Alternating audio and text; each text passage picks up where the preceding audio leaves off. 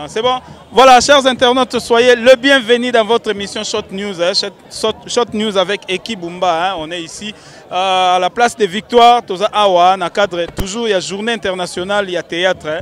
Oyo toza na moko ya baï théâtre penza na kombo ya Brifi toza na Awa. Leader na kati ya monde oyo parce que aosala na âge na ye azosala makambo minene tozomona ye na ba panneau publicitaire na ba makambo belé ba déplacement Brifi boni. Ouais bien ngai. Santé boni. Ouais ça va et surtout tozo fêter fête na biso ya journée internationale du théâtre populaire et cinéma. Auto mais ça on fêter le 27. L'autre préféré on fêter le 31 par rapport ya week-end quoi. Donc on est là. Merci beaucoup. Boni mouvement, boni makambounio surtout mouvement na la maman. La maman très posée qui to comme le sombo qu'une mardeur aza bien. Maramutu ça va ils ont bien dans les bons corps. Au monde a été aux annonces ensemble dans le mot de la chef d'état-major à Kiti, c'est que vient saler.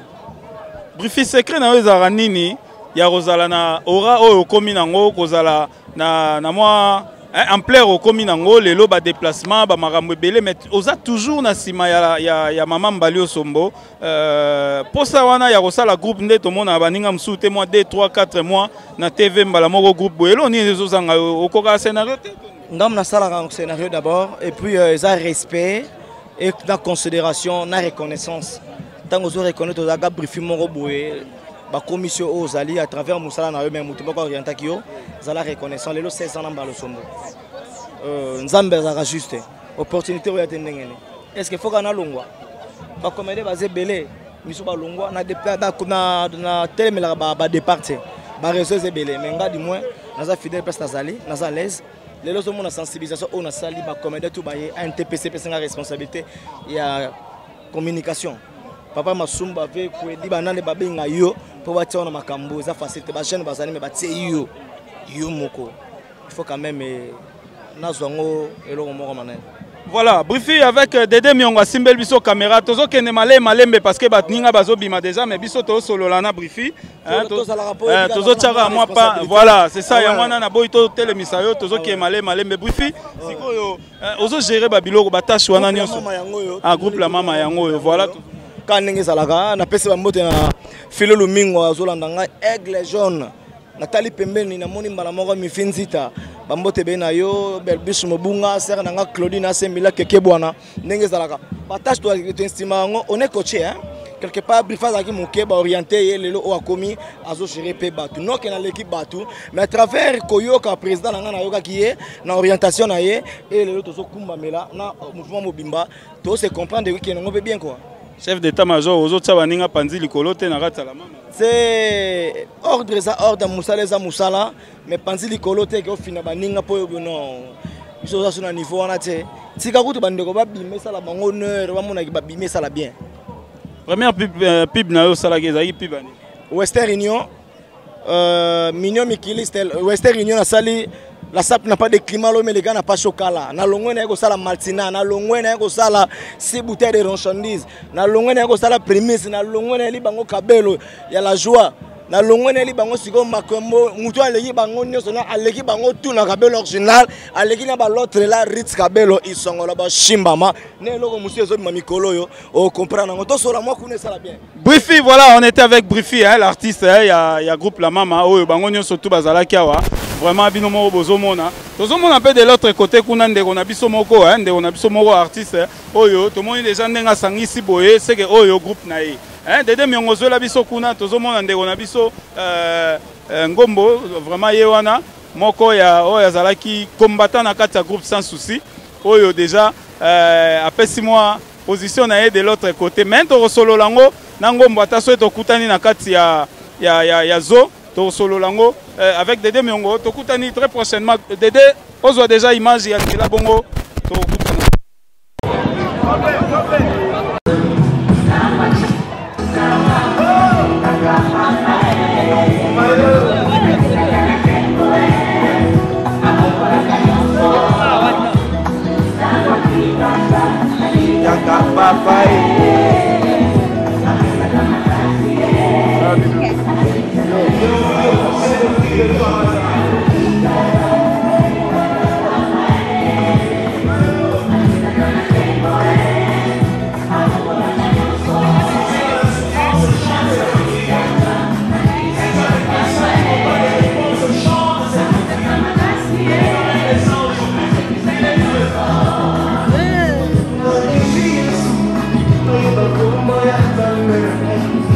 bima ça. Écoute ça.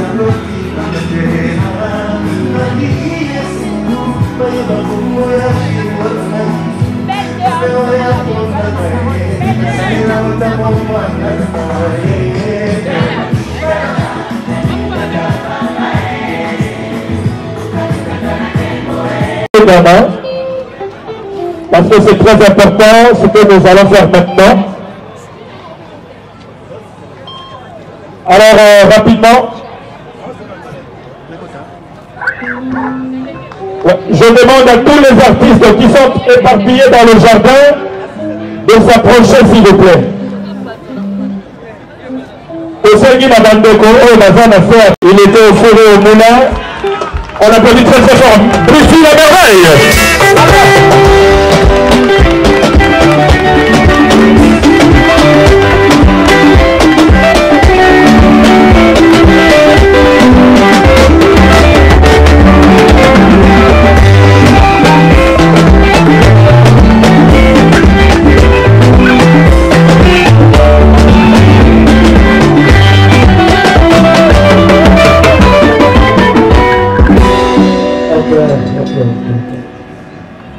Bonjour à tous. Montez la biso. Nazoyo kango na sengli. Sûrement, Bachène baza awa. La liga to manifester que doit pas côté. Montez la biso Bachène. Nyenye. Ah ok, Tozali. Merci beaucoup. Merci, Président Massoumou. Merci, le comité Mobimba, Président Alpha. Merci, le Président Bodo. Et ça, c'est mon makasi pour la biso. Il y a au monde à l'élo oyo, na koima. Na oyo le bamaka. Na oyo tomaka. Biso, tu dois bien. Quel est l'autre s'engage ensemble? Que bavie wana ndenge bazalaka wana bazalaka bango na bango baza na kliki na bango nainteresaka basheni te oke biso nde bashene tokimaka nde bavie fali nde na pembe na bavie mpo tozwa kodia ya richesse un jour tozala baresponsable mpo bango mpe bakoza nini bakolemba. Et c'est mon ami qui pour te répondre à l'invitation au Toréba qui nous sont pour respecter être euro.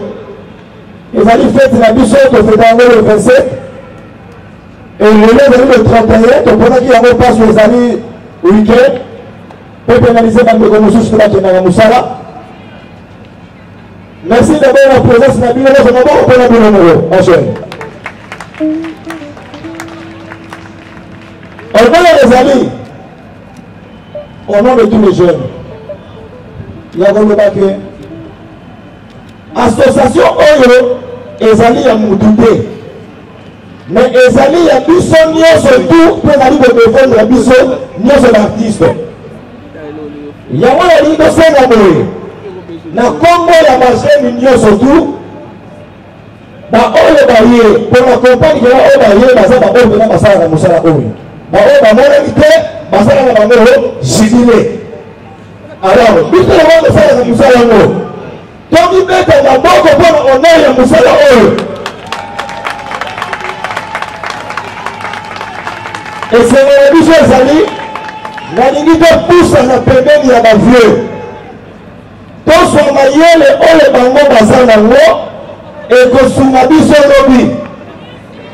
Toyebi nungu ezalaki ndenge lobamaki. Cette fois-ci, il y a eu des élections et comme ça, la main. Maman de l'élection, c'est la main. Maman de la Kimia. Maman de la Kimia. Celui de la Kimia, il faut de la procédure au NTPC Sanini et je sais la biseau. Merci beaucoup, Président. Merci, Madame Chef. Nous assurons. Biso nyonso tu bandeko toye awa to comprendre que ezali ndenge tokanisaka te biso moko nde tokimaka mosika na bino cette fois-ci topusani pembeni toyiba mayele mpo lobi mpe tokoma na responsable bonne fête na biso nyonso tu. Merci beaucoup, merci beaucoup.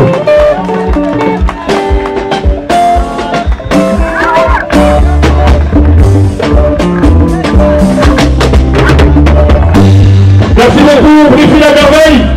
La valeur n'a pas point le nombre d'années. Donc, il est jeune pour la moula, pour l'âge, mais à l'église dans le Gamoko, il va dans la sagesse et belé. Botika pour juger bateau dans Mosika. Ce qui théâtre, le théâtre, c'est parce que ils ont un bateau, beaucoup de bandaka yango, bando n'importe quoi, dans la rabbi qui va photo, un peu comme la photo, qui n'a pas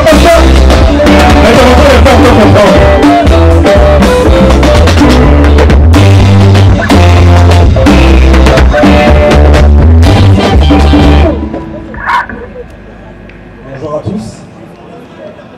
Bonjour à tous.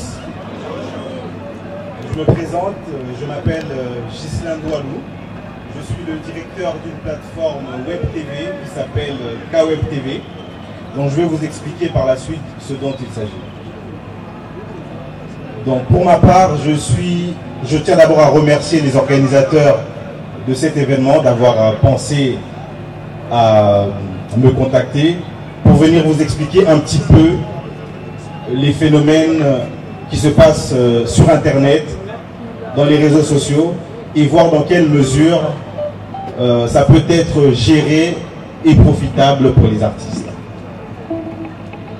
Donc, j'aimerais vous poser quelques questions pour voir un peu la tendance des gens qui sont ici.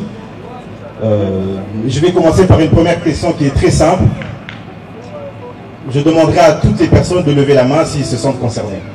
Combien de personnes utilisent Internet parmi nous ici? En général, hein, Internet.